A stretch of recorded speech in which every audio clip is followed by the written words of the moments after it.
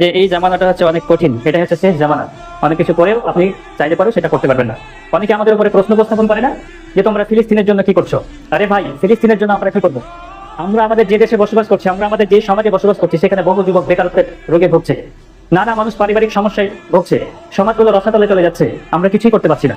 আর আপনি বলছেন ফিলিস্তিনের জন্য আমরা কিছু করি না। ফিলিস্তিনের জন্য আমরা কি করছি না করছি এই প্রশ্ন আল্লাহ রাব্বুল আলামিন আমাদের কাছে রাখবে না, কেননা অতটা ক্ষমতা আল্লাহ আমাদেরকে দেয়নি। এই প্রশ্ন আল্লাহ রাব্বুল আলামিন রাখবে সৌদি আরবের শাসকের কাছে, মিশরের শাসকের কাছে, ইরানের শাসকের কাছে।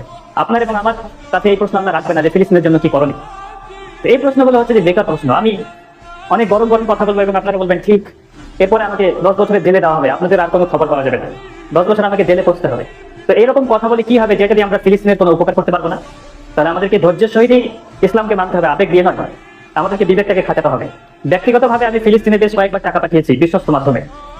এগুলো বলার প্রয়োজন রাখে না বা এগুলো বলা উচিত নয়, তবু সামনের মানুষগুলো যখন দায়িত্বহীন হয়ে পড়ে, উদাসীন হয়ে পড়ে, তখন এই কথাগুলো বলা লাগে। যে বিষয়টা বোঝাতে চাচ্ছিলাম সেটা হচ্ছে যে এই জামানাটা হচ্ছে ধৈর্যের যুগ। এখানে আমাদেরকে ধৈর্য ধারণ করেই ইসলামকে মেনে চলতে হবে। সবকিছু আমাদের হাতে না এবং সবকিছু আমরা করতে পারবো না। আরেকটা বিষয় আমি বারবার বলি, সেটা হচ্ছে সংঘবদ্ধ হন। সংঘবদ্ধতা ছাড়া পৃথিবীর ইতিহাসে আপনি দেখাতে পারবেন না যে বড় কিছু করেছে কেউ।